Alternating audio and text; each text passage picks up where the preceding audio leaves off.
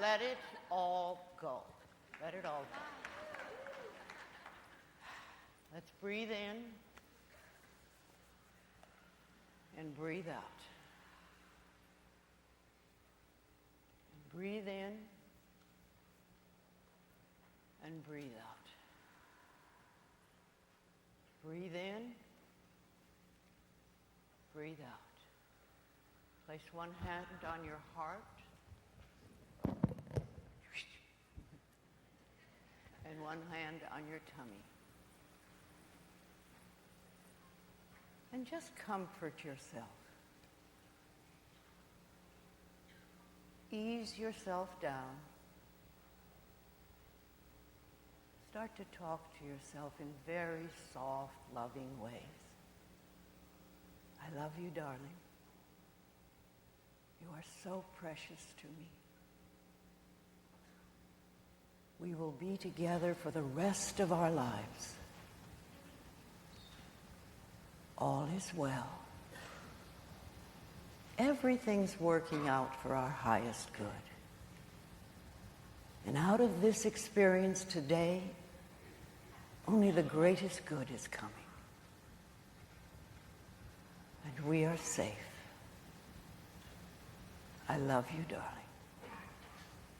I will take care of you forever.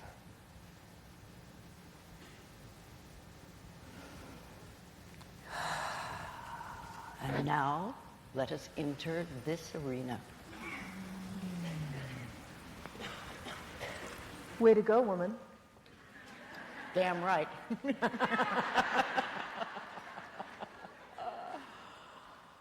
I could listen to your voice all day. I just want to say, couldn't you just listen to that voice? Yes. Yes, yes. And how lucky was I to be able to listen to that voice almost every day for about a year when we were working on the book together. I learned a lot about the power of how you say affirmations in addition to what you say. Because if you notice, what I would notice over and over again with Louise is every time she would talk about what you say to yourself, or she would talk about mirror work, I would listen to this. She just sounded like such a loving mother to herself. And I thought, how many of us could really use to hear that loving mother or that loving father voice in our head more often? I mean, for a lot of us, when you listen to the voice, I don't know about all of you, but when I listen to the voice in my head sometimes, I think, okay, I would not pick a friend like me to hang out with. You know, who is that talking? So we're here to talk about holding steady during times of change. And God knows these are times of change, wouldn't you say? Yeah.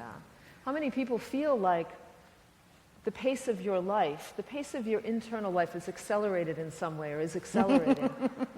Yes. How many of you feel as though you're really being challenged to grow almost on a daily basis? Yeah. And how many of you are enjoying that process? Yes. Only at a Hay House event would most of the audience raise their hands for that one. Which is such an important point, because, you know, it's when we open to and embrace change that it actually feels easier. It's when we resist it that we cause ourselves a lot of undue stress.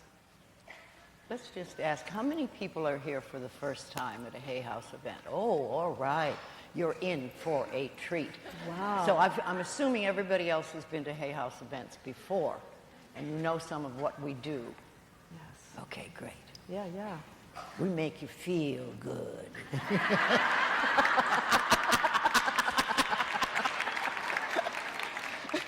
Well, you know, while you're here, yes, but when you go home, because that's when you're with yourself. And if we can teach you to help yourself feel good all the time, it's amazing. You can do anything in life, because it's only our fears that hold us back.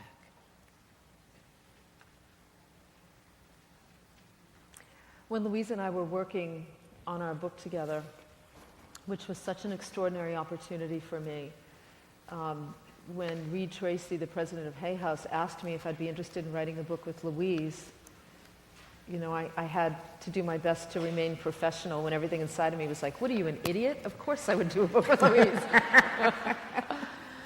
Of course, I didn't know anything about this. And she didn't.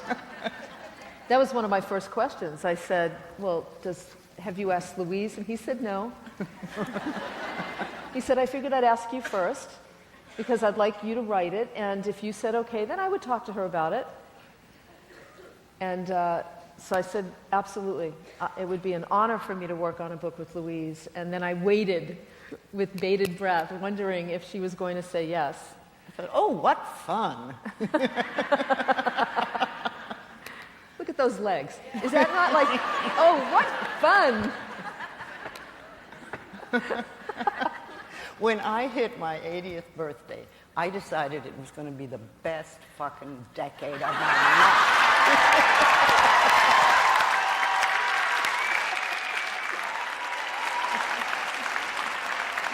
And it has been. I'm 85 and I am very alive.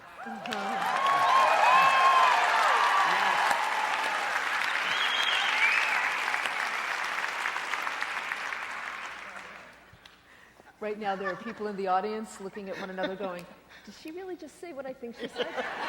But it sort of slipped out. It wasn't planned. Well, that's what's great about being 85. You just don't give a shit, right? What can you do? I know. What can It's you one do of the to me? advantages. I know. Make me leave the stage.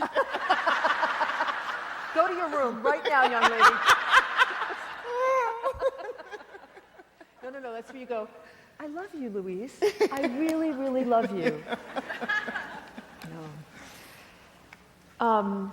So when we were working on the book together, one of the things I wanted to do is I wanted to talk to Louise about her life from a spiritual perspective. I wanted to look at her life through the lens of a spiritual journey. And as we talked about it and as I wrote about it, it was really clear to me that there were certain principles that Louise lived by.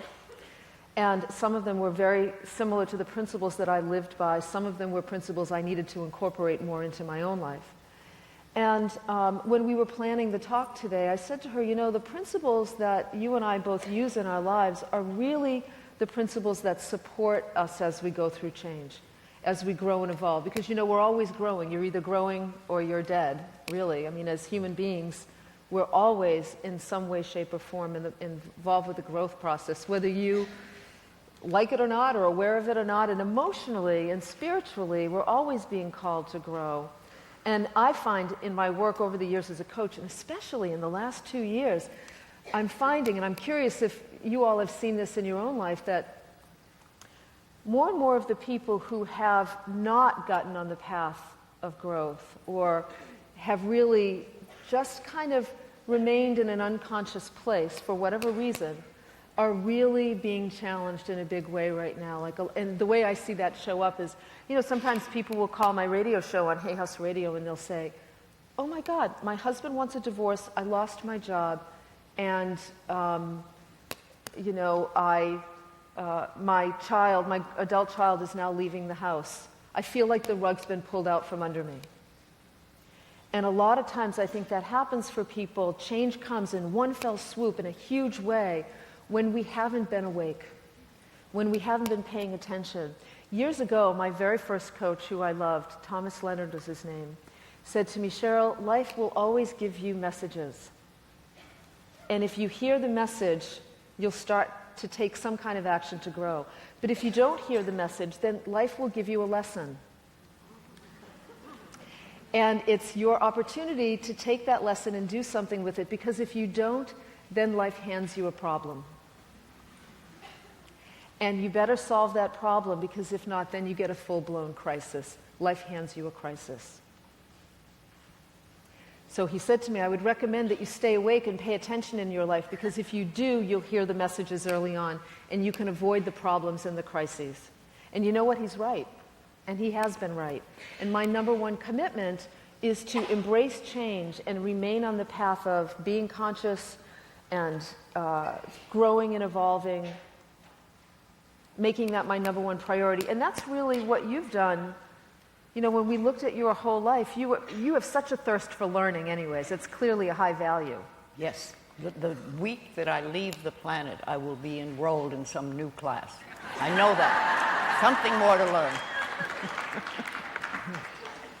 And she does the coolest things. Remember the art class you were taking in Balboa Park? Yes. Last summer? Yes. Tell them how old the classmates were.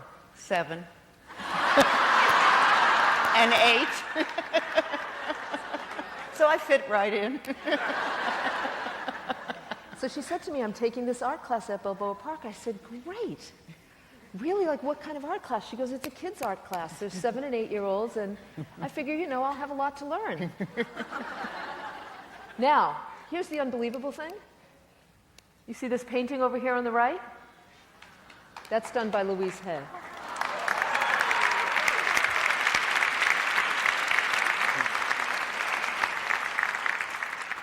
That was a year of joy putting this together with my beloved art teacher, Linda Bounds. We had a great deal of fun doing that. Yes. I brought that to show you. I call this the Blessing Buddha. Ask and ye shall receive. I don't know if anybody would like to share that with me or have that. This is not the original, but this is the print. And the print is available for $300. But there's also a very small 8x10 downstairs on the book table. It is like $35.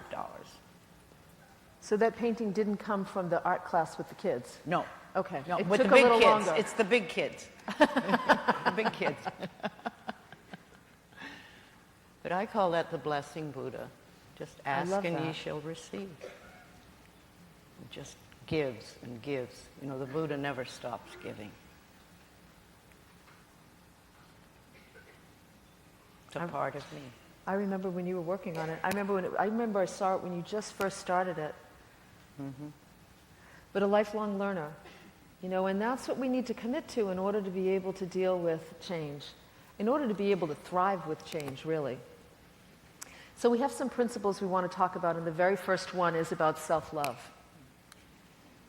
It's really about making your relationship with yourself your number one priority. A loving relationship with yourself, your number one priority. Now, I remember when you and I were working on the book and I came to visit you at your home, Louise invited me to her home, and all right, so I just have to tell you that, so I get to her place and I'm taking the elevator up to her home, which is on the top floor of this building. And, you know, I've never been there before, and I'm thinking, and I'm going to be staying for a few days, and I'm thinking, oh my God, I can't believe I'm going to Louise Hay's house and I'm going to stay there. How cool is that? Because really, you know, I won't get into the whole story, but the reality was 25 years later, as a volunteer for an organization that was putting on events much like this, I actually was chosen to go to the airport to pick Louise up when she was coming to give a talk. So 25 years ago, I had read her first book. It had put me on the path, and here I was driving to the airport to pick her up. And literally, in the lobby of her building, 25 years later, as I'm going up in the elevator, I'm thinking, this is what they call a full circle moment, people. Right? And so I get up in the elevator, and the elevator doors open to this beautiful, like, soft chanting music. And there's a statue of the Buddha. And I mean, I felt like I literally entered a completely different world. And I walked in, I'm looking around like, I'm expecting there's going to be monks in the ceiling chanting or something. And I knocked on the door, and Louise answered, this big, bright smile. And I went in, and we spent time together. And I remember the next day, Louise said to me, come, I'll take you to my office, which is on the second floor of her home. So we came up to the second floor, and she's got this beautiful desk that sort of goes like this.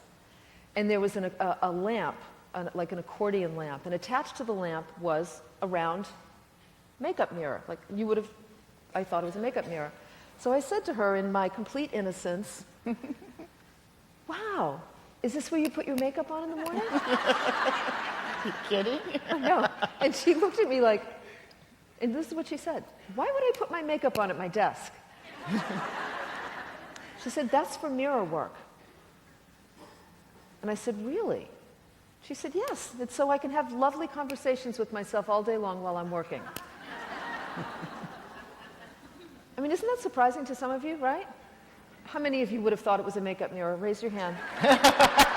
Okay. Thank you, people. I have Thank a you real very makeup much. mirror in the other room. I know.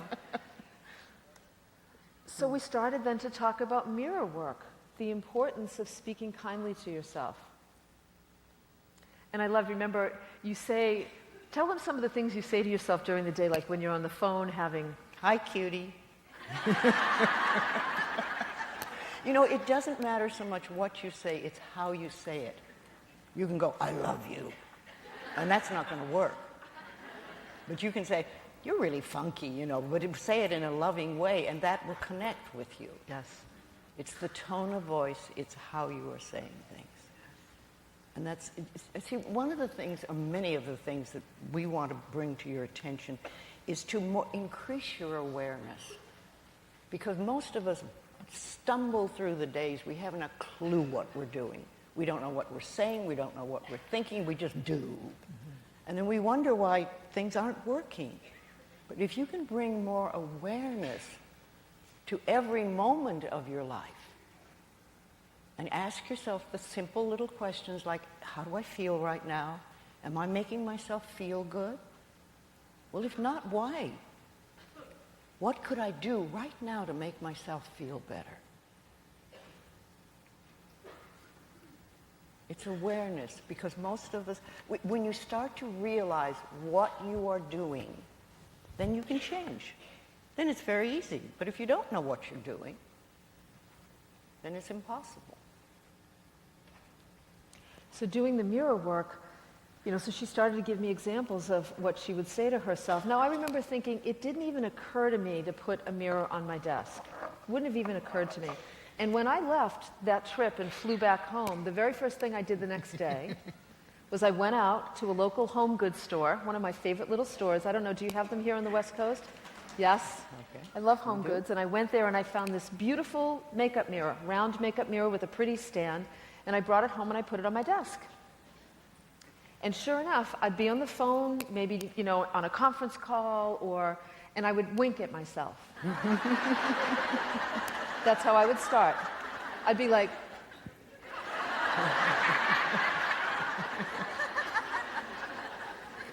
and then there were a couple of times where I went, while I'm listening to someone talk, I'm like,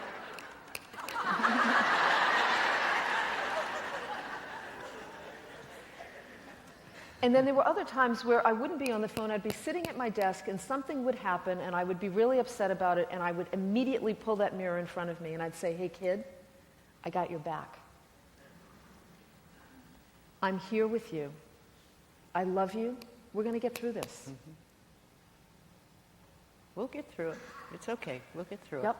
It's okay. Do you remember that really became a mantra for us? One of the things we noticed that as we were working on the book, it really began to change our own lives. And one of the things we would say whenever we came up against anything, individually and collectively, it's okay. Mm-hmm. It's okay. It's okay. Yep. Working on the book together was wonderful because we kept bringing things to each other's awareness. Yes. And so because we were writing about it and working, we were practicing even more. Yes. And so nice little shifts would happen in our lives. You know, nobody ever knows it all. We're all on the pathway, we're all learning, we're all in the process of taking that next step, whatever it may be. And we're doing the best we can. We're never bad people, we just don't have the awareness at the moment. Like I remember when we were talking about, so again, if we look at the principle of self-love, first and foremost, it's about how do you treat yourself? How do you speak to yourself? You know, when I wrote The Art of Extreme Self-Care, which was the book before this one, I wrote that because, you know, many people call me the self-care queen. I've been teaching self-care for many, many years.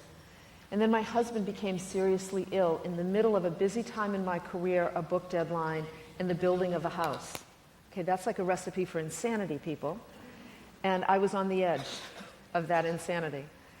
And Talk about tension. Yes. Constant inner tension. Constant inner tension and pressure, like, like a pressure cooker.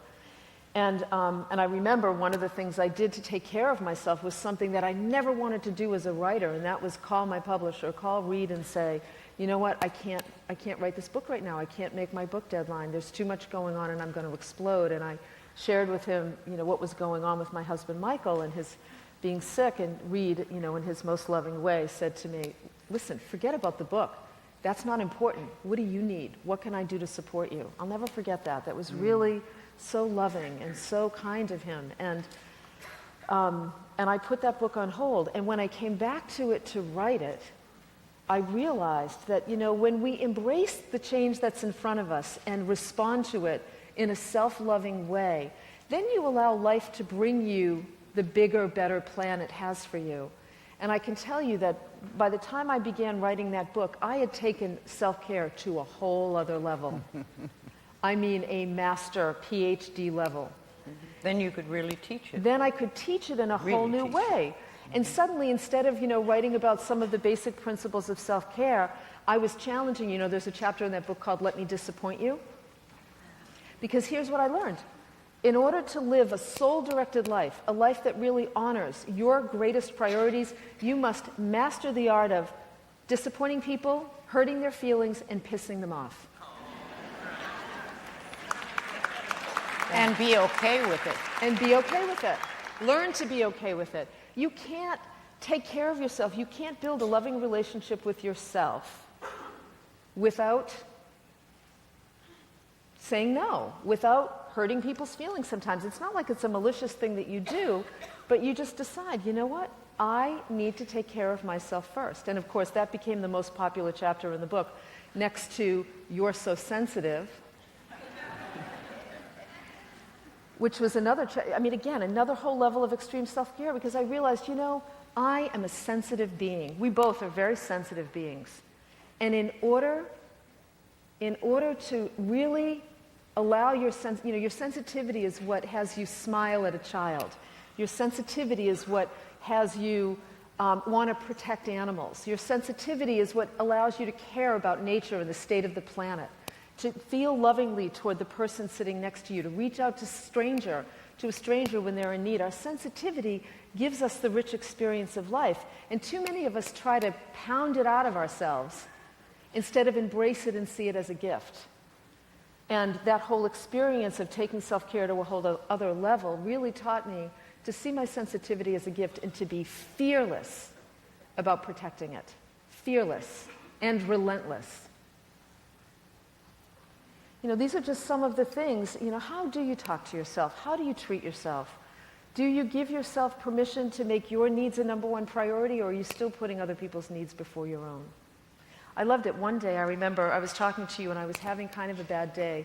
And I said something mean to myself, and Louise said to me, you will be with you for the rest of your life. What kind of a relationship would you like to have? Isn't that great? My own personal Yoda. That's what you are, my own personal Yoda. And I thought to myself, think about that, people. Just think about that for a minute. You will be with you longer than anyone else on the planet. And you will be with you the most intimately. The most intimately. Think of all the things you do with yourself. All right, don't think about those things right now. They can't think of anything else I now.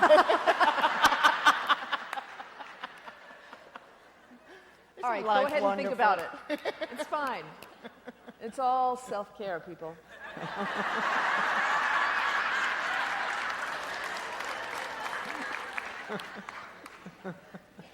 But really, you will be with you for the rest of your life.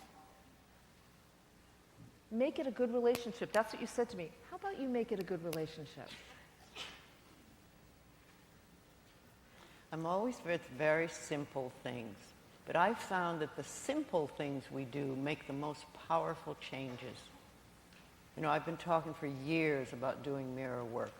Simple little thing. Go to the mirror in the morning, first thing in the morning, last thing at night. Look in your eyes and say, I love you. I really, really love you. It sounds, if you've never done it, it sounds simple, it sounds stupid, it couldn't have anything to do with anything. but it does. A little simple habit like that, within 2 or 3 weeks, you begin to notice some big changes. I had someone just say to me recently, 2 weeks, and I said, I feel softer. I feel softer inside. And those things make it easier for you to live life. So the little changes are very important, especially if you do them lovingly. It's the second principle, simplicity. When life gets challenging, when we're going through periods of change, it's so easy to get caught up in the drama. It's so easy to get caught up in the complexity of a situation, going through a divorce. It's so easy to focus on all the horrible things that are going on around that, or dealing with financial stress, maybe losing your home. It's easy to just get overwhelmed by the complexity of that. And those are the times where we need to turn back to the simple little steps that make all the difference in the world. Like the mirror work. Like just affirming, picking one affirmation. Sometimes I'll get an email from people who will say, can you tell me what are the best affirmations? Here's the 10 I use every day. I'm going through a really difficult time, and how best should I use them? And instead I tell them, pick one that really speaks to you at this time in your life, and just focus on that. Flood yourself with that affirmation, that one affirmation.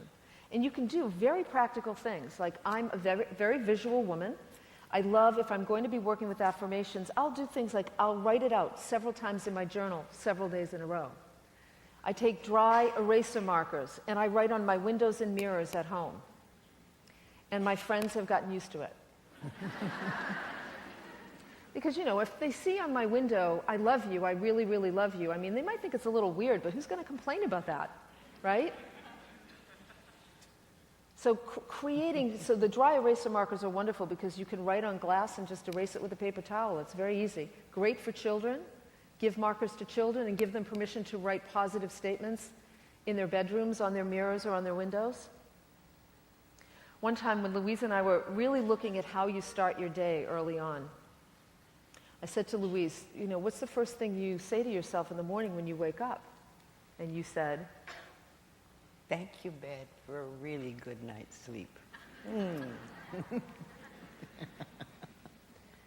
She did. She said, I snuggle into my bed and I say, thank you.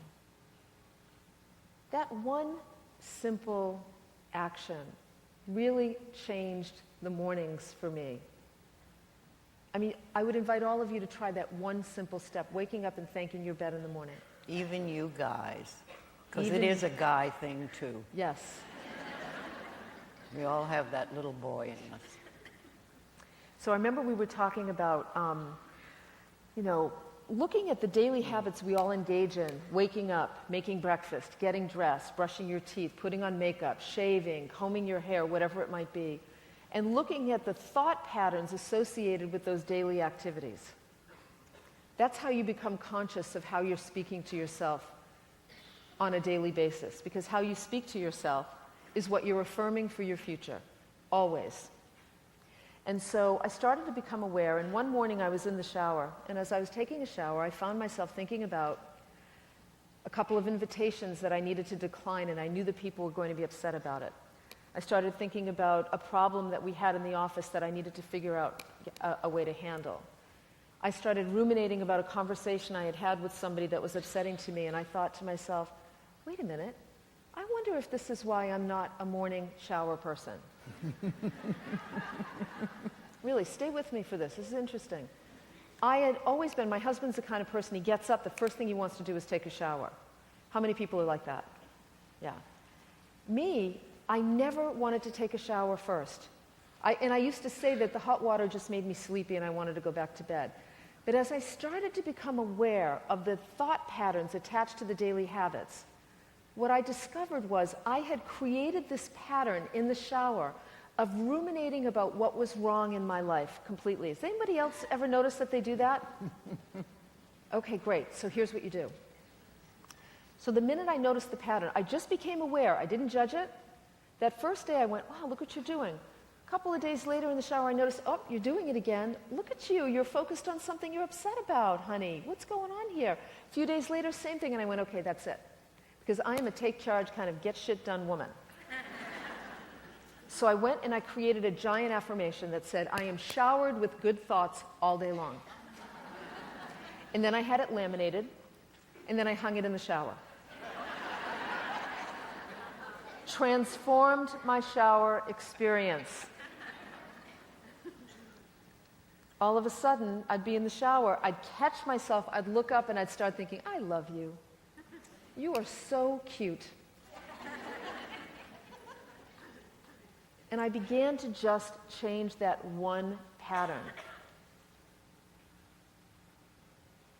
And I know I remember one time you said to me, I really noticed that I'm more aware of what I'm thinking and how I'm speaking to myself during the day as a result of it. I love the story you told about being in the car. Remember when you were driving to work? Mm-hmm. Yes, yes. Well, I got in the car one morning, and there was a lot of stuff going on in my mind. And I think this and this, and I've got to do that, and that. I have to solve that problem.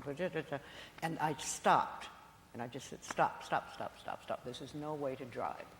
And I just took a nice deep breath, calmed myself down, 2, 3 deep breaths, breath in, breath out.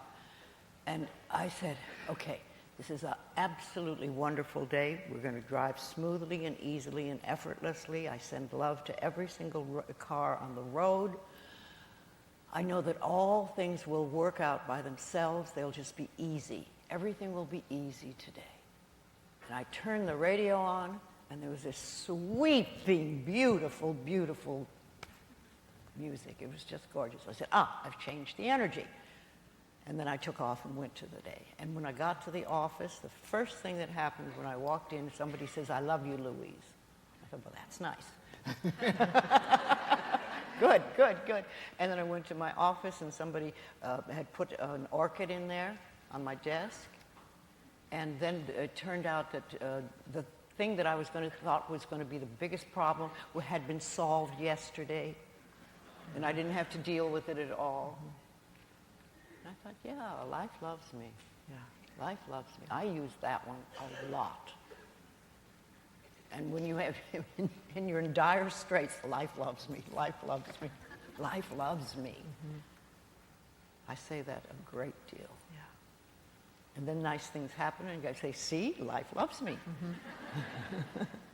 And if it doesn't, things don't work out, I know life loves me. So this is just one little incident, and it'll pass. You get over it.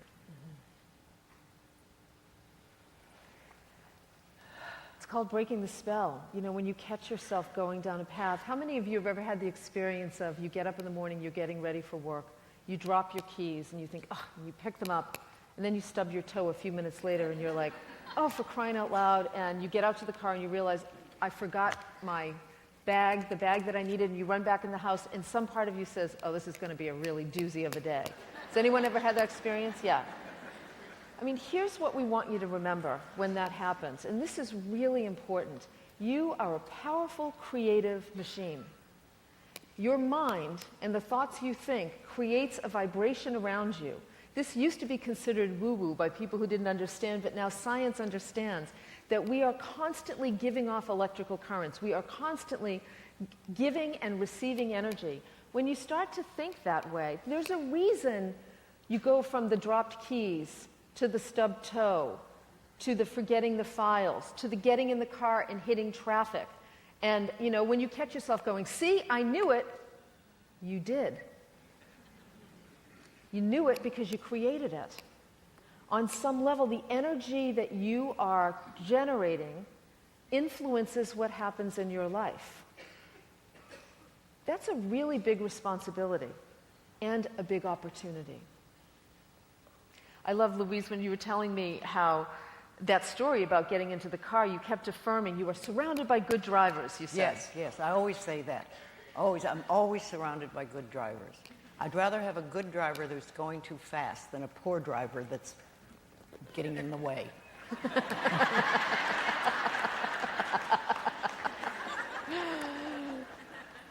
That's very cute. Yes. It's true. I mean, just noticing the energy that you put out into the world influences what happens. So the other day, right, I can tell you all this because you know you're from the United States. When I was in London last week, they didn't totally get this until I explained what the Registry of Motor Vehicles is. How many people love the Registry of Motor Vehicles? Yeah, 2 people. So my birthday was last November, and my license expired, and I didn't realize it.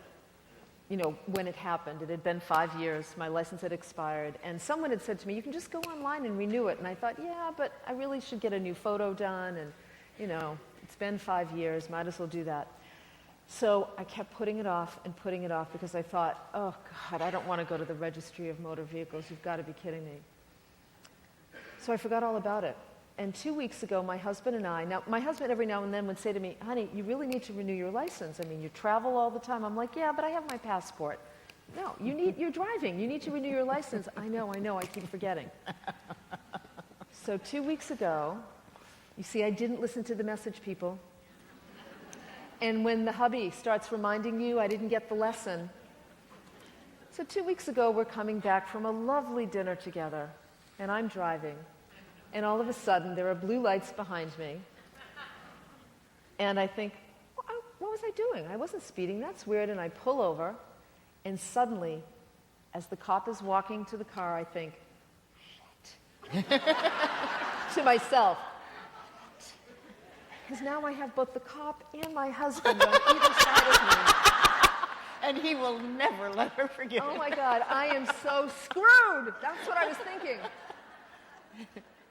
So, I can even feel it in my body when I say it again. You see, that's how powerful your thoughts are. So the police officer comes up and he says to me, license and registration. Michael hands me a registration and I hand him my license and the police officer says, ma'am, did you know your license was expired? And I swear to God, I heard Michael go.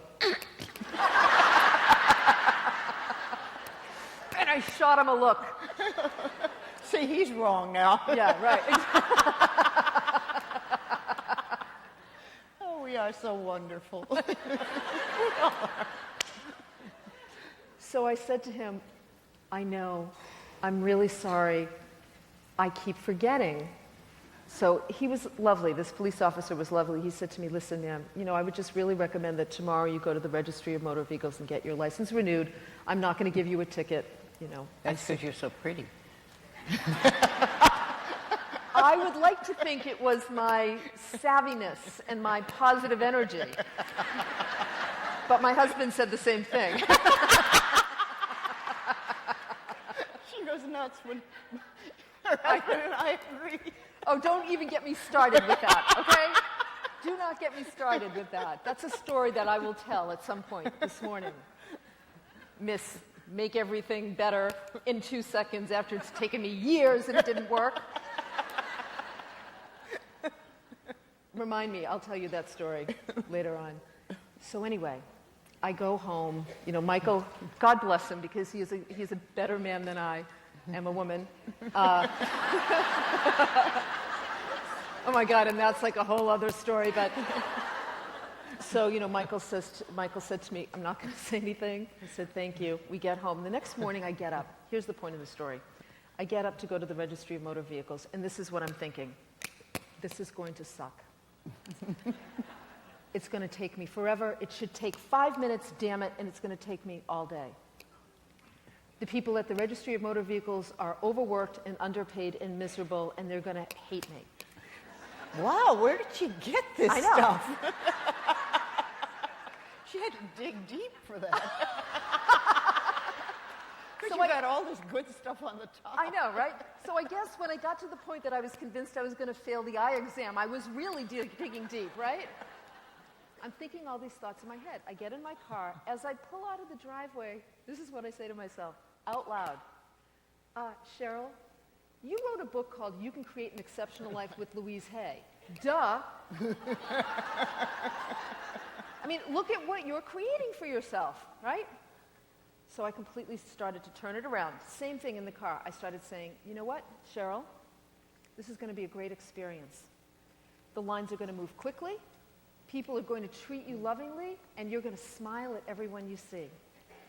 You're going to have a fantastic experience. You're going to be met by somebody who works at the registry, who's really fun to talk to, and everything will go exactly the way it needs to go. So I started to feel better. I drive to the registry, I pull in, I park my car. I'm in a good mood, and I've decided to just surrender the rest. So I walk in, and there's about 30 people in line, and I take my number, and I get in line, and this very adorable elderly couple comes up, this little old man comes up to me, and I focused on how cute he is. I wanted to pinch his little cheeks, he was so cute. And he's standing next to me, and then we all sit down, and I'm waiting, and I'm thinking, it is what it is, but I'm just smiling at people the whole time. Within 5 minutes, they call my number. What I discover is the license renewal line is a separate line, and most of these people were waiting for registration issues. I go up to the license renewal, and there's this, I'm not happy, jolly woman sitting behind the desk who says to me, "Hi, how can I help you?" And I'm like,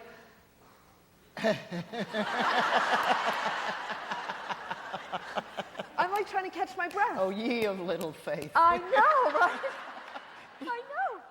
So we do our business. She even says to me, "Make sure you like the picture, because if you want, we can take it over."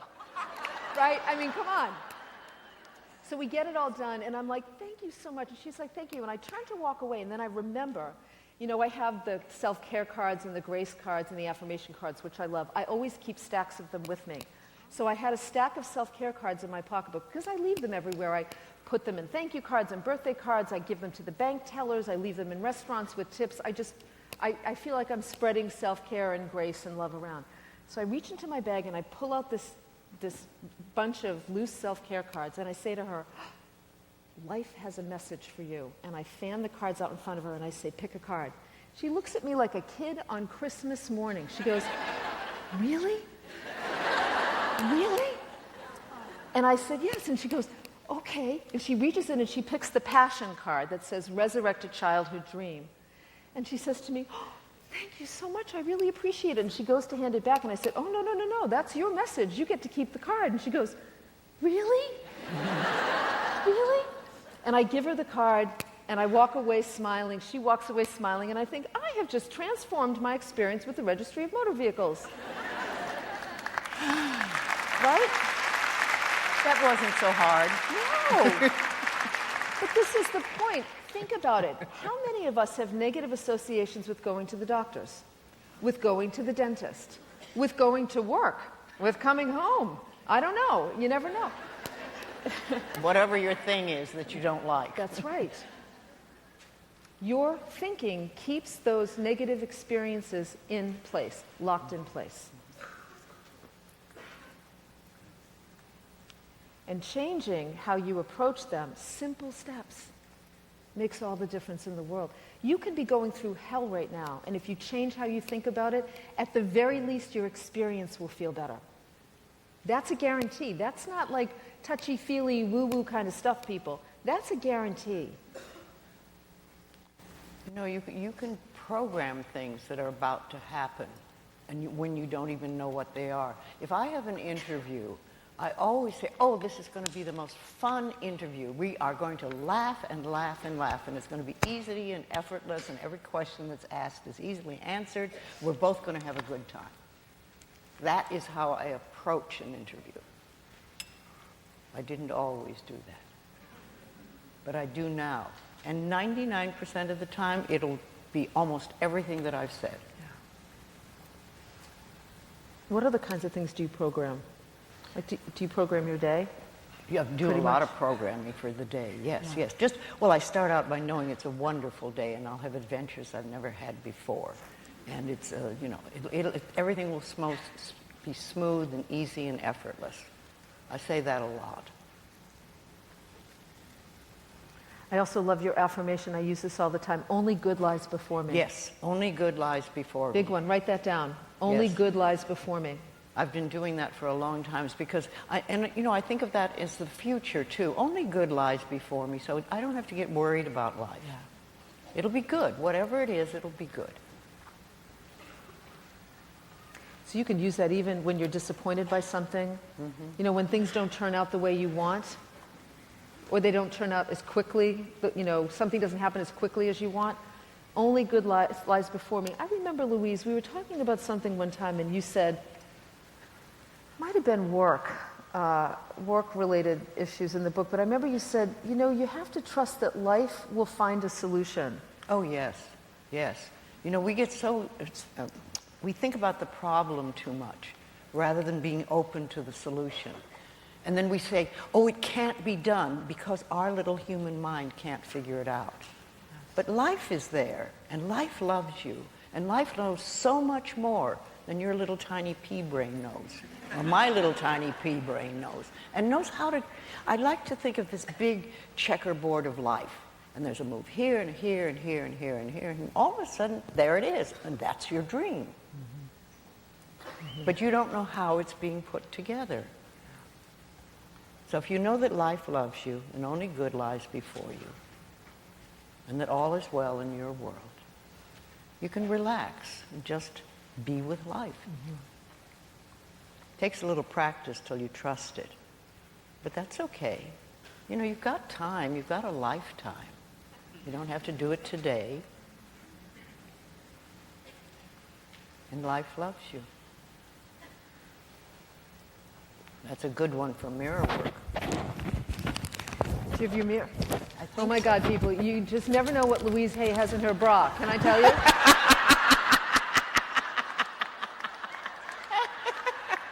Where's my little mirror here? Oops. Oh, there we are.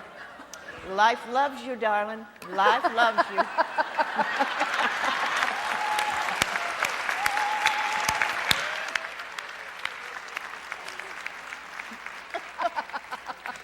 All right, what else you got in there? No. Well, what do you want? I know, but wait a minute. All right, so let me just tell you this funny story. So Louise and I are in London last fall, and we were teaching this 2-day workshop together called Trust Life. So, no, but wait a minute. So I bring up something about mirror work, and she reaches into her bra, and she pulls out a mirror, and I'm like, what the hell is that? I'm prepared at all times. So she says to me, I wish I could recreate it for you. So she says to me, I keep a mirror with me. And I'm like, really? Because I'm thinking, okay, now I got to try and get a mirror in here now because I put one on my desk. So I said to her, this is great. So we laugh about it. And I say to her, what the hell else do you have in there? And she reaches in, she pulls out her hotel room key. And she said, I keep my hotel room key. And I'm like, really? Then she reaches, I swear this is true, people. She reaches in and she pulls out a little mini bottle of soy sauce. I go, what the hell? I'm like, what? Soy sauce? And then the next thing she said to me was, do you have an umbrella in there? And I didn't, but I found one the next day. And the next umbrella. No, so yeah. Because I couldn't find the umbrella this morning. I haven't told you this, though, but when we were in Las Vegas, there was a woman in the audience who was seeing me do this, and she immediately called her friend who owns a bra company, and it's called Her Secret Bra, hersecretbra.com. And she makes a bra that has a pocket in it, so you can put it. Well, you probably thought All you of a died sudden, and went in to the heaven. mail, I get 3 bras with pockets.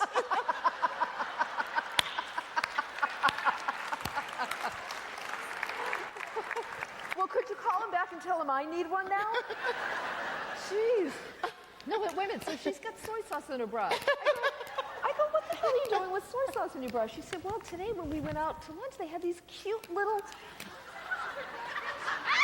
What the hell is that? Almond butter. Almond butter? Give me that.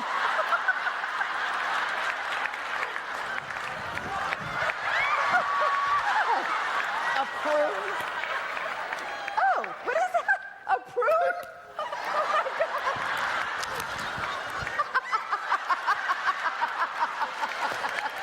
How about a cup of tea? And of course the key to my room. Anybody want the key to my room? Oh my God. You are too funny.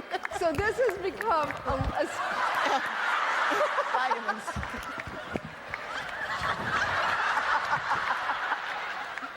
hint. That's it. Oh my God. Oh my God. She might be hungry, you see.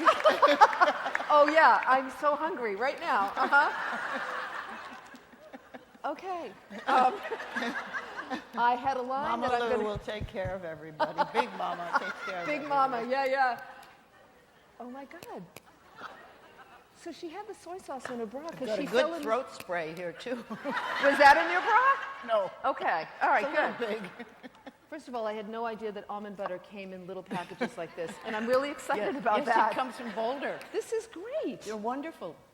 If your And blood it's- sugar is going down, I always keep that, and I keep hummus in my car, in my handbag, because you never know when the blood sugar goes down and you need some food. And you know, I don't want candy at What's all. great about this, ladies, is for those of you who are a little underendowed, it adds a little padding.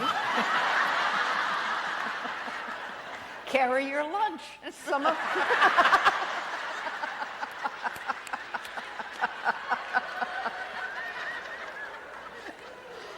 Now, this is all advancing your spiritual growth. It really is. It is. It so is. I mean, really, you But know... isn't this the way to approach life? I know. It's Don't so you true. learn more?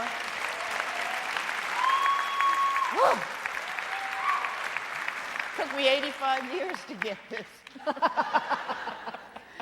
I will say, you know, in all the time that we've been writing and working together, one of the really valuable lessons I have received is, you know, when you're on the path and things get hard, it's critical to incorporate laughter and fun into your life, to make it a priority. I mean, you feel the energy release, right?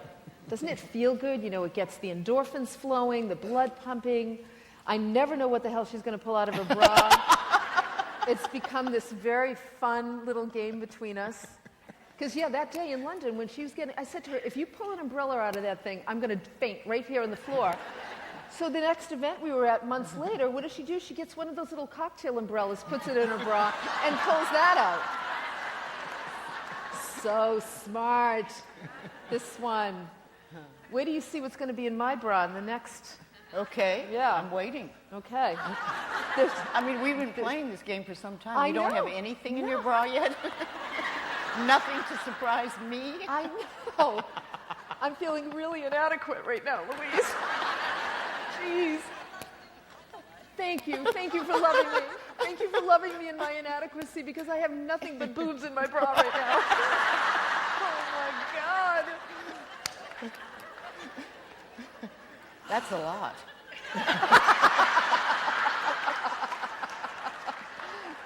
Thank you very much, Louise. Oh my God, don't get me started, people, because like I will start a whole Saturday Night Live skit here for the rest of the talk. I will. And you are like the most fantastic sidekick that we will just keep going and going, girl. No, we must teach deep truth. Oh yes, that's right. Deep truth. Okay, so let's get back to the deep truth. Okay. Let me tell you the story about Louise visiting my house and having dinner with my husband. Okay. So look, I'm going to be totally honest with all of you and tell you I've been with my husband for 18 years. And I am, thank you, yes. And I am absolutely the kind of loving, attentive, don't laugh. Let me get it all out first. Loving, attentive, patient wife who has tried like hell to change him, and fix him, and get him on the affirmation path and all of that stuff. And, you know, fortunately, I married a man who will lovingly say things to me like, I'm your husband, not your son. Stop being my mother. You know, or, you know, he'll say something and I'll say, honey, that's an affirmation. Honey, shut up. You know, so we would go back and forth and, you know, I mean, listen, my first coach said to me, Cheryl, you love your family and friends, you don't coach them. And it's really hard not to coach your spouse. You live with them all the time, right? And so I was forever, I mean, Michael has his own path and he's very much into this work. He's But also Greek. He's what? Oh, he's Greek. Greek. Yes, he is. Wait till Agape gets her hands on him. Agape, if you're here, I may never let you meet my husband because he may never come home. Those hips, girl, let me tell you. I know, I'm sorry you had to be here yesterday to understand, but anyway. So Louise comes to visit, and we're going to be doing an event in Boston, and she's going to be staying at my house. Now, we're working on the book together. And one of the things I knew I really wanted to do with this book was to provide a roadmap for people who are brand new to this path, in addition to people who have been on it, which is an interesting feat, and I have to say I feel like it worked out beautifully. It really deepens the work that you're already doing, but it's a very non-threatening way of introducing the fact that how you think every day is influencing your life, and you can change it for the better. So as I was, every now and then I'd be talking to Michael, and I would say to him, I would think, I want somebody to be able to give this as a gift to somebody, without keeping their mouth shut. Because every time Michael would say to me, stop trying to get me to do it your way. I have my own way. So I'm like, yeah, I know. And of course, I'm the optimist in the family. He's the pessimist, right? Opposites always seem to come together. We have a lot to learn from each other. So Michael and I had been going back and forth. So Louise comes to dinner one night. And now I have to be really on my best behavior because I don't want her to hear me saying anything to, I'm being honest. I don't want her to hear me saying anything to Michael about, And I slipped up a few times where I'd be like, Michael, that's an affirmation. And Michael would be like, Cheryl, mind your own business. So we're having love. Yes, it's true. So Louise and Michael are sitting at the dining room table having dessert together while I'm in the kitchen doing something. And I don't know what Michael said, and I don't know what Louise said. I know it was a minute, maybe 2 minutes at the most, but my husband was changed forever as a result.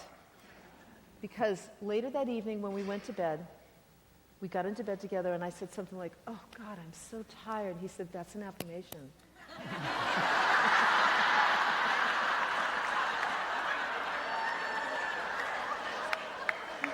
I don't know what I said. And I looked at him and I said, excuse me? And he said, well, I'm just saying, what you think about influences your body. And I go, okay, Mr. Hay. It carried on from there. It is, but it's a good thing. It carried on from there. I mean, really, I can't tell you how many times since that dinner. And I don't even think it was what you said. It's those eyes right now, the way you're looking at me. That's what it was. Those like zooming eyes. It's like she doesn't have to say anything. She just goes, zzz, and that's it. So basically, ladies, if you're really trying to change the guy in your life, just invite Louise for dinner and get it over with.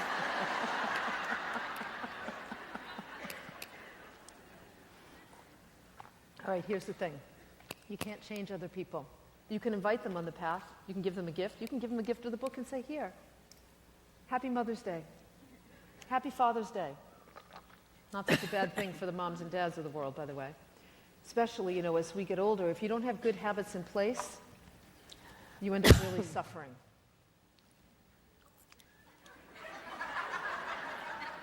What, am I exhausting you here? No, I had a little tickle. Okay. Let's talk about another principle. How about the principle of trust? Well, definitely I went into the principle of trust when I had cancer, because it was a long time ago. And I remember being terrified like anybody else would be when you get that diagnosis. And I called my teacher immediately and said, Eric, they say I have cancer. And he said, who said that? And I said, the doctors. And he said, Louise, you could not have done all this work you've done on yourself to die of cancer. Now let's take a positive approach. And I remember I glommed onto that sentence. And I thought, yes, yes. And I took a deep breath and pulled back and realized that I had been teaching people for some time how to deal with cancer. And that life had really given me an opportunity to prove to myself that what I was teaching worked. So I had to go for it. And I did. And it's the moment I put my foot on the pathway of getting healed, I can't say I healed myself, but everything came to me that I needed. I needed the perfect nutritionist came to me. This would come to me, this would come to me, this would come to me. I found the perfect therapist. I did a lot of forgiveness work. I remember beating pillows and screaming and doing things to start getting that stuff out of my body. Because I knew that one thing I did know was that cancer is very often resentment that has been eating away at the body for a very long time. So I had to do a lot of things, including forgiveness, and that seemed to be the big thing for me. I tried to get back into my parents' childhood and figure out how they could have gone from being a little tiny beautiful baby, as we all are when we're born, into the people that mistreated me so much. So I started delving into their childhoods to the best of my ability. And that's when I began to be able to do forgiveness. And everything together, the therapy, the this, the that, I even had a foot reflexologist come to me. Whenever I go to a lecture, I always sat in the front row, and this night I sat in the back row, and 2 seconds later this man comes and sits next to me, and he's a foot reflexologist, and he makes home visits. And that was part of what I needed at that time. It was one more little thing that fit in the niche. And 6 months later, I was able to get the medical profession to agree with what I knew inside, was that I no longer had it. But it's not...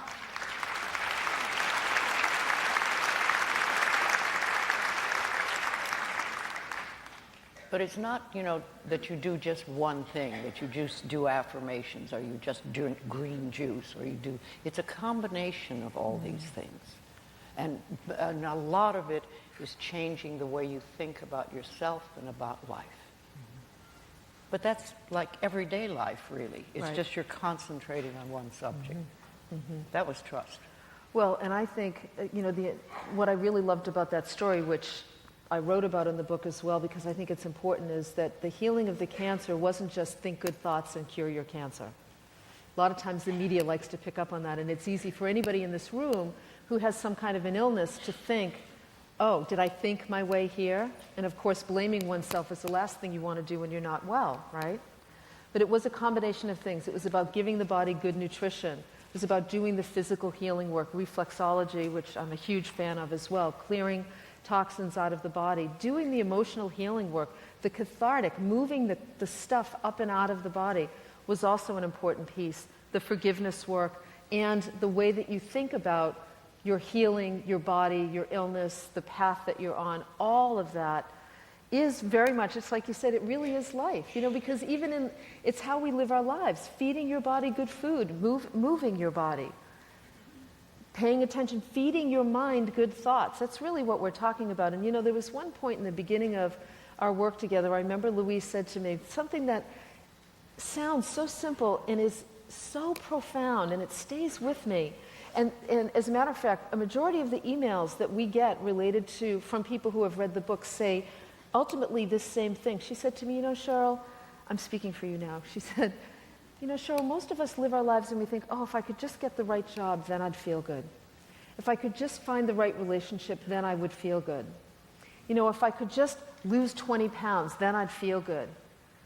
But the reality is that if we just made feeling good the goal, everything else would take care of itself. Now think about that for a minute. The number one way you start to feel good is by thinking good thoughts. Any emotion, thought precedes emotion.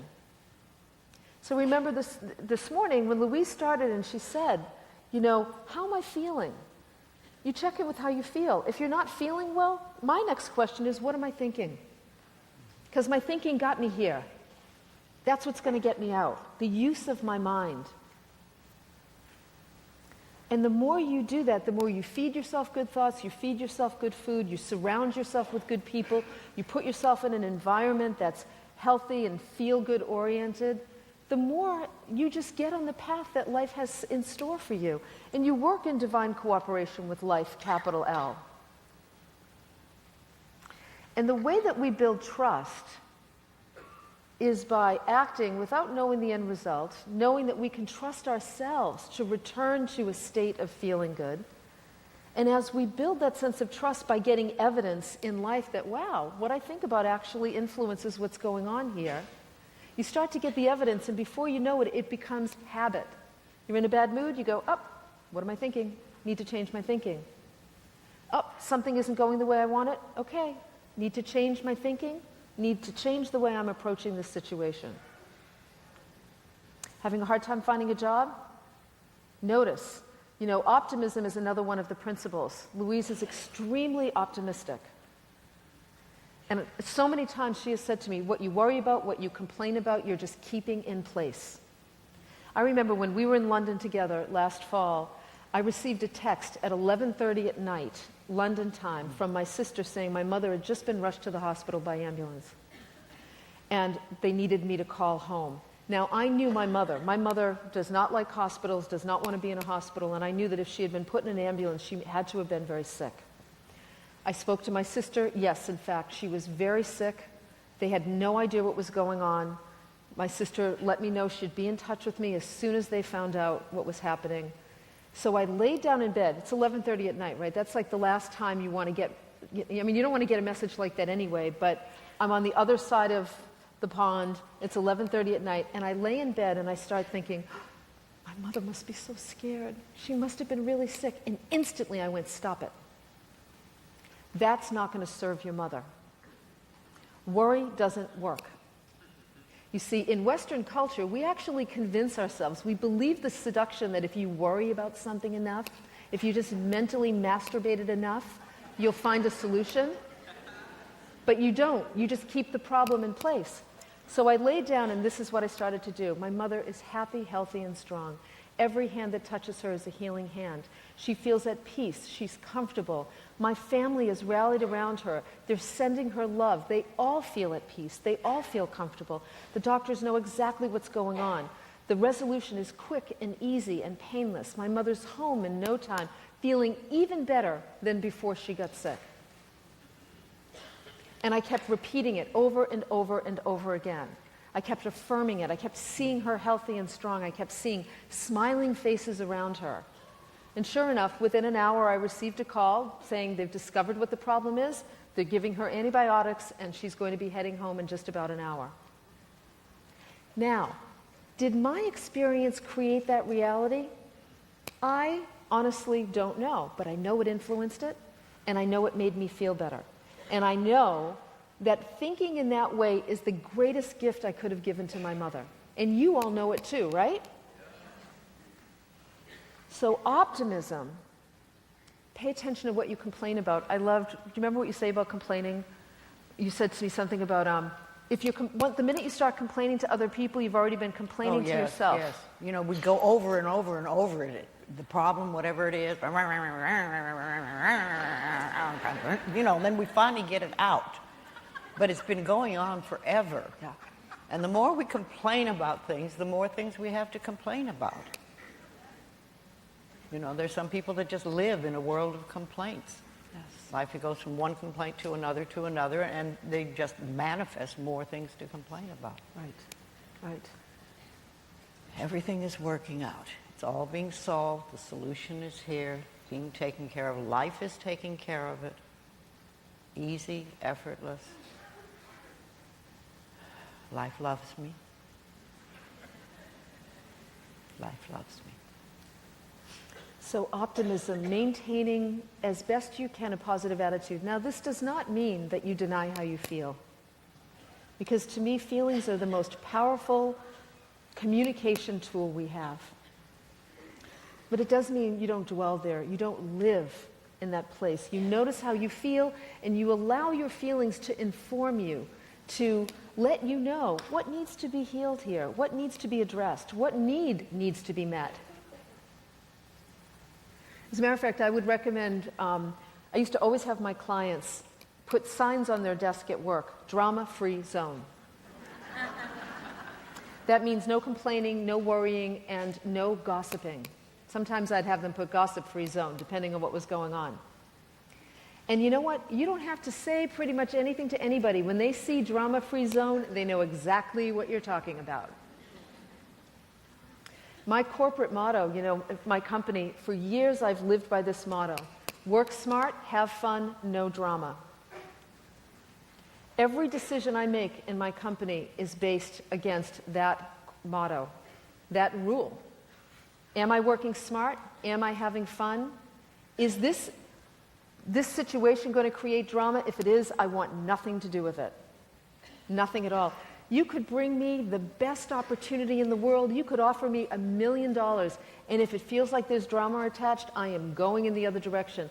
Because your peace of mind is the most valuable thing you own. And in times of change, the more you can return to a state of peace, the more effective you're going to be in living a high-quality life. And sometimes the quickest way to bring yourself together is to just get really in the now. Just start noticing what's around you. Notice everything. Notice that you're breathing. If I can stop myself and just be here right now and nowhere else, I shift everything. Mm-hmm. And I find often that, especially if I'm outside, I see something that I haven't seen before. Even though I may walk the same pathway or drive the same way, once the moment I start looking around, there's something there and I say, oh, I never saw that before. Never saw that before.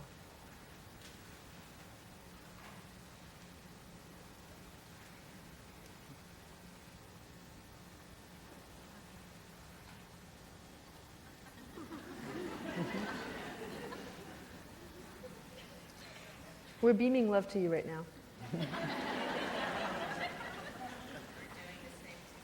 Thank you. I can feel it. Yes. I can feel it. Feel it. Sure. Silence and quiet is another important principle during times of change. Being willing to sit in the zone of in-between when you don't know what's going to happen. And you pull back from worrying or complaining, and you just allow yourself to be present with what is. How about taking action? Yes. It's exactly what I was thinking. Go ahead. Okay. Yeah, I've got an action story. It amazed me when I would look through the list and I said action, and this came to me immediately. Oh, good. I thought, wow, I haven't thought about that one for a long time. This is when I was very little and did small workshops, and I remember I was going someplace to do a workshop. There were 35 people or something like that in it. And it was a room that was next door to the coffee shop in a small hotel. So I went to the people at the coffee shop and said, I need to get the key to the room there so I can, open it up. I have people coming for a workshop. And they said, oh, we're too busy right now. It's rush hour. We can't take care of you. Just go, sort of irritated. And I thought, oh, shit. What can I do? Got to do something. I've got to get that thing open. The people are coming. I have to take care of them. So I said, okay. And I stood there and I shrieked. 3 times. I shrieked at the top of my lungs. And when I stopped, they were right in front of me. And I said, now will you listen to me? I love that. And I said to them what I said before. I've got people coming. I'd have to have this thing open at 9 o'clock. I have to be ready for them, and I need the key, and I know it's in your desk. Oh, okay, all right. Sometimes we take action that is just so not what we normally do. Yeah. You mean you're not always walking around shrieking when you need something? Oh my God, that's too funny. Yeah, it is. That's the one time I took that kind of action. Yes. Yeah. All Give us right. an action story of yours. Oh my. Well, I feel like my whole career has been built around action, teaching people to take action because, as a coach, The truth is, most of us at this point in our lives know what it is we need to do to feel better and to improve the quality of our lives in some way. It's doing it that's often the problem. And Whether that's going in or out. Okay. Everybody's got me. I mean, the first action story that comes to mind. Okay, you look like you're enjoying that a little too much. Oh my goodness. I'm trying to be discreet. Okay. Discreet is not a word I necessarily associate with you, Lulu. Come on now. Okay. All right. Anybody want some Here's almond your butter? tea. Oh, and yes. here's your prune back. You need prunes for travel. Everybody knows that. This woman's going to have a heart attack right here. Keep breathing, really. No, that's an affirmation. I X that out. I'm kidding. So the first action that comes to mind, that just came to mind, and I'll just say it because it came to mind, and I'm assuming someone in this room needs to hear it, was 18 years ago when I met my husband, and I had been living alone for the first time ever in my life, which was one of the smartest things I ever did. The first 2 months were horrible and scary and lonely, and then it was like, wow, this ain't so bad after all to be living alone and doing my own thing. It was wonderful. And about a year into it, I realized, you know what, I'm starting to feel lonely, and I'm the kind of person who was really made to be married. I just had that sense, and I had been in and out of relationships and had done a lot of therapy and a lot of work, and so I sat down and I made a list of my ideal partner, everything, what he would look like, qualities of character, intellectually, interests, you name it. I just really tried to create the ideal mate on paper. Not that I expected that every single thing would happen, but I thought, you know the old saying, most of us spend more time planning vacations than our lives? Well, I thought, a spouse, a partner can make or break one's life. And I'm not going to just go to some bar looking for one. First of all, I didn't drink and I didn't want to go to bars. And secondly, this is too important a decision to leave up to that. So I made a list, and 2 weeks later, I had a girlfriend at my house who was an actress, and she was reading personal ads from a local magazine with different accents. We were sort of joking around. And she handed me the magazine, and she said, here, you try, read with accents. And I'm like, nah, I'm not good at that. She said, come on. So I look down, and I look at this one ad, and I read the ad, and I think, oh my God, this is a really good ad. And she said to me, call it. I said, absolutely not. I'm not calling a personal ad. This is before internet dating people. Remember the old days? I said, I'm not going to call it. She said, I dare you to call it. I said, absolutely not. I'm not desperate. All right, why are you laughing? What do you know that I didn't know yet? So she leaves, and every day for the next 4 days, I read that ad. And I remember there's a couple of things that ad said. Strong morals, serious and intense yet playful, and silly. High level of integrity. And I thought, integrity was an important thing to me. I knew I was very serious and I needed to be more playful and silly. I've come a long way. And so on the fourth day, the action I took, and I remember where I was standing in front of my little bookcase, I picked up the phone, I dialed the number, and I said, I said out loud, dear universe, I'm taking this step as a proclamation that I'm ready to meet somebody. And whether this person calls back or not, I'm just taking the action. I'm moving the energy out into the world. I'm not going to just, because my girlfriends had heard me complaining for months, about, oh, I really want to meet someone. There's no good place to meet people. Nobody ever asked me out. I never, all of this stuff. And I thought, I'm going to be proactive and I'm going to take this step. So I hear the answering machine. Remember those days? Hear the beep. And I say, hi, my name's Cheryl Richardson. I'm 5'6". I have dark hair and blue eyes, and I'm a professional speaker. Then I'd be like, nah, that sounds ridiculous. And I would erase it, and then I would, do. By the end of it, I just said something like pretty lame and hung up. Well, 2 days later, Michael calls. And I remember thinking, I love the name Michael. And he sounded so sweet on the phone. And we set up a phone conversation, and I'll just tell you this part, and then so the action was picking up the phone. We set up a phone conversation, and I think, all right, listen, I'm very happy in my life being single, really.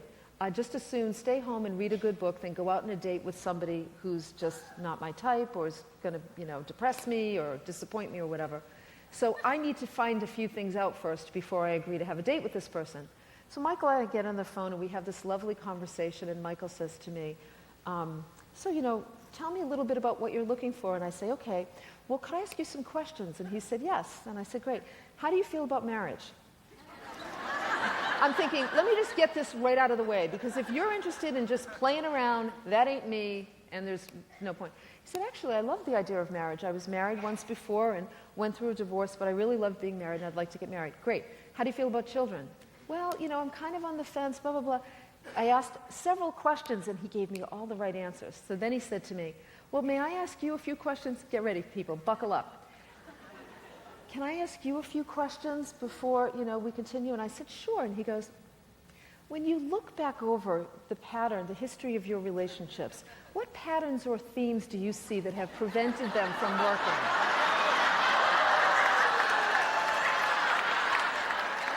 I'm telling you, I thought I died and went to heaven. And that was just the beginning. He starts asking me these series of questions. And at the end, he said to me, I really like you. I'd love to meet you for dinner. And I thought, I would love to meet you for dinner. And I went, that action, I showed up for dinner. And I am, I might be on stage, but I'm pretty shy. And I remember feeling so nervous going to meet him, sitting in the lounge of this restaurant like a 5-year-old, waiting for him to show up. And then I remember him walking through the door. And I remember thinking, please, God, let that be him.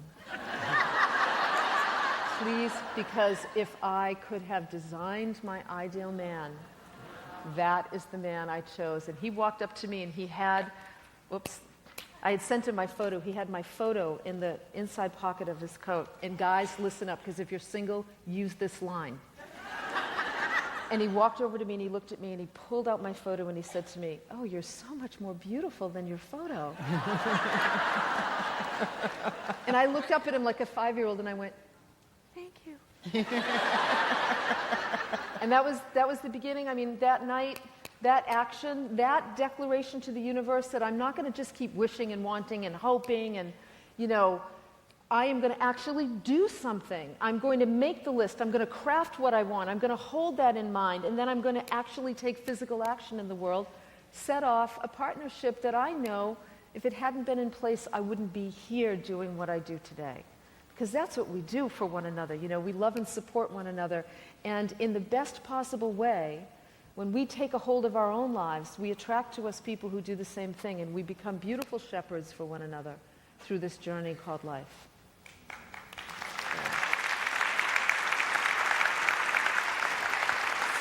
So how many women needed to hear that story? Oh, good. Okay, great. So that's why that came up. Thank you. Cheryl and I had great fun writing this book together, and it's just full of interesting bits, lots of little steps that you can take from the first thing you wake up in the morning until you leave the planet.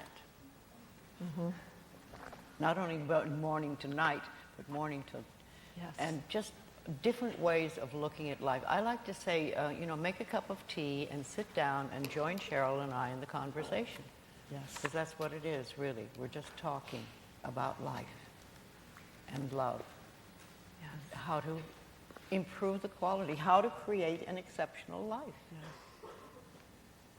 And that's what we all want. We want it to be better. But we don't know the steps to take. And we've certainly learned that worrying doesn't help. It doesn't create a wonderful life. Mm-hmm. So we've got to know what to do, and this is just full of little bits and pieces. And I read it periodically, just because I enjoy it. You did a fabulous job of writing it. Thank you, really.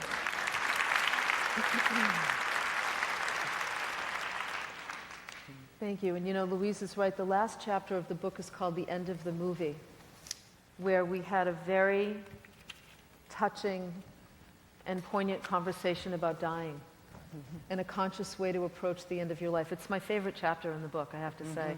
And it's the one everybody writes. Like, I always know when I walk in and people are reading the book and they're crying, I know they're reading the last chapter, because I cried through the whole thing too. But it really does look at, I mean, Louise is right, we're really offering a process that will allow you to feel good from the moment you wake up to the moment you close your eyes to go to sleep, but all the way through the end of your life.